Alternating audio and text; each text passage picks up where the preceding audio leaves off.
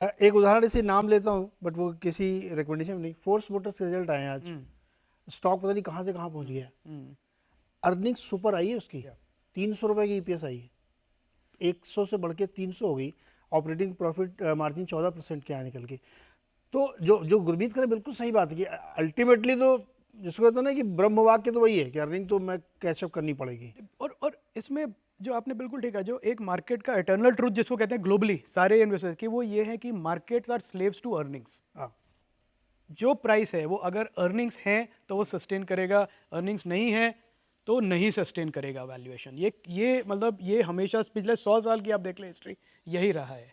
तो ये, जो अभी हमने देखा काफ़ी लार्ज कैप स्ट्रगल कर रहे हैं, क्यों कर रहे हैं? अब 2% की ग्रोथ नहीं है। आईटी सेक्टर आप देख लीजिए, हम कह रहे हैं कि आईटी सेक्टर चलेगा चलेगा, अभी तो नहीं चल रहा ना 2%, तो वो स्ट्रगल कर रहे हैं। बैंक्स देख लीजिए आप ये तो। बताओ, आप अर्निंग में बहुत सही पड़े हो, आईटी वाले में क्या हाँ, चक्कर क्या था ये?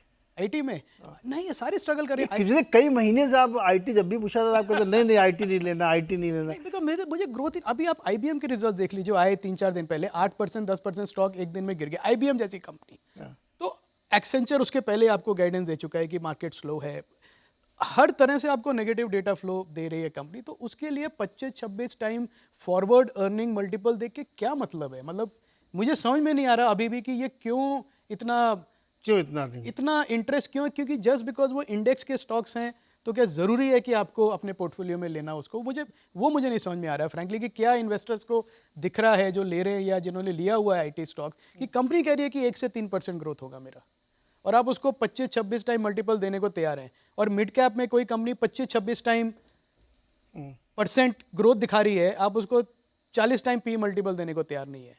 तो ये जो डिफरेंस ऑफ है, यही मुझे नहीं समझ में आता। पर एक तरह से ठीक है, मार्केट में हर तरह के इन्वेस्टर्स हैं और इसीलिए अपॉर्चुनिटीज़ भी होती हैं इन्वेस्टर्स के लिए। यहाँ पे इंसाफ का तराजू है मार्केट का। जी बिल्कुल, जो हम कह रहे थे आपको यहाँ पे रखना चाहिए। और तराजू थाने में यहाँ रख देता।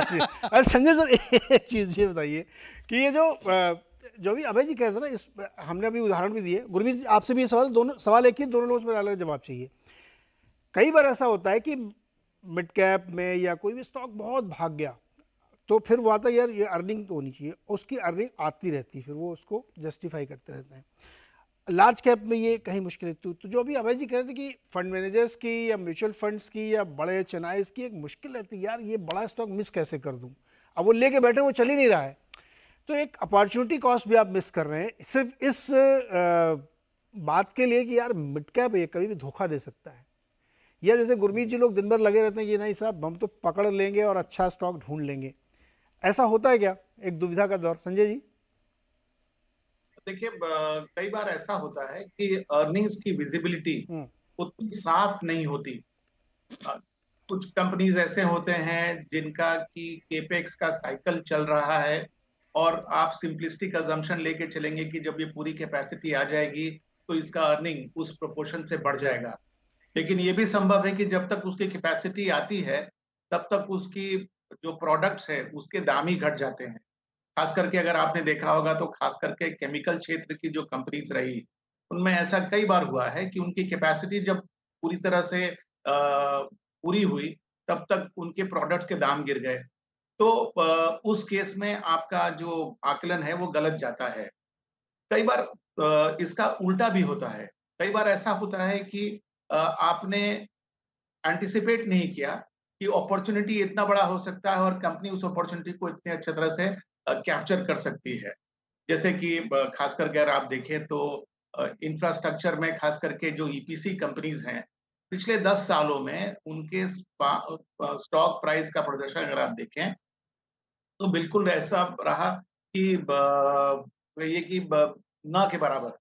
लेकिन अचानक उनकी अपॉर्चुनिटी इतनी ज़्यादा बढ़ गई, सरकार ने जिस तरह से फ्रंट फुटिंग पर रोड्स के प्रोजेक्ट लेने शुरू कर लिए, जिस तरह से कई मार्की पोर्ट के प्रोजेक्ट्स और एयरपोर्ट के प्रोजेक्ट्स इम्प्लीमेंट होना शुरू हो गए, तो उस में अचानक उनमें तेजी आ गई।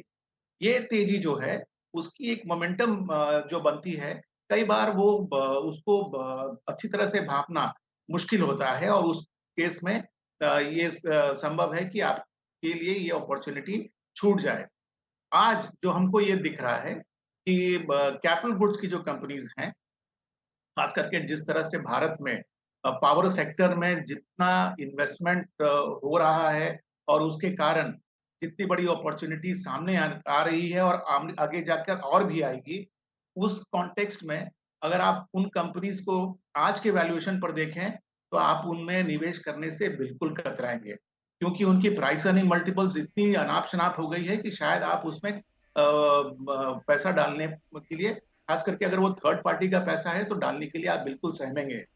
लेकिन अगर यही कंपनीज उस अपॉर्चुनिटी को इतनी अच्छी तरह से कैप्चर कर लें कि अगले 3 साल में मान लीजिए कि उनकी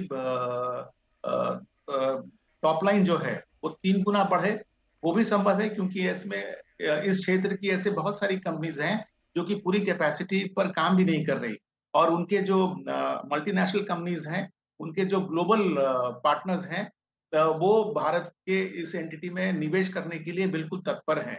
तो फिर आप को लगेगा कि इस वैल्यूएशन पर हम पैसा लगाएं, वो रिस्क लें, तो फिर आप हो सकता है कि उसका फायदा उठाएं, कि वो कंपनीज हो सकता है कि अगले 3 साल 4 साल में इस तरह का रिटर्न आपको दें, जैसा कि आपने कभी सोचा भी ना। जी। तो ये दुविधा तो रहेगी हमेशा।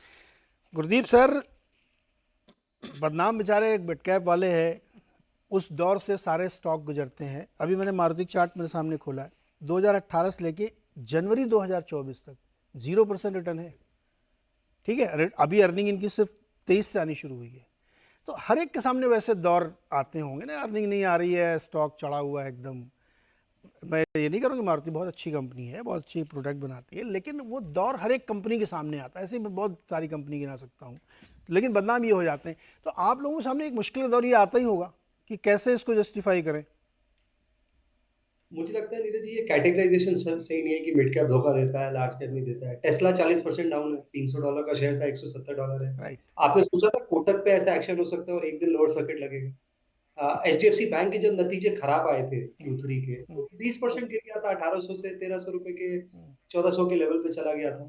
हमने इन्फोसिस के देखे, जब खराब नतीजे आए तो 1600 से 1100 रुपए आया। तो मेरे हिसाब से ये कैटेगराइजेशन कर देना कि लार्ज कैप कम गिरेगा और मिड कैप ज्यादा गिरेगा, सही नहीं है। मेरा मेरा बहुत सिंपल है कि आप अगर किसी सारी गुड न्यूज प्राइस में है और अगर अर्निंग डिसअपॉइंट करेगी, तो लार्ज कैप हो या मिड कैप हो, उसमें प्रॉब्लम आने वाली है। कम ज्यादा एक्सटेंट हम डिबेट कर सकते हैं। बजाज फाइनेंस देख लीजिए, आप ज्यादा दूर क्यों जाते हैं?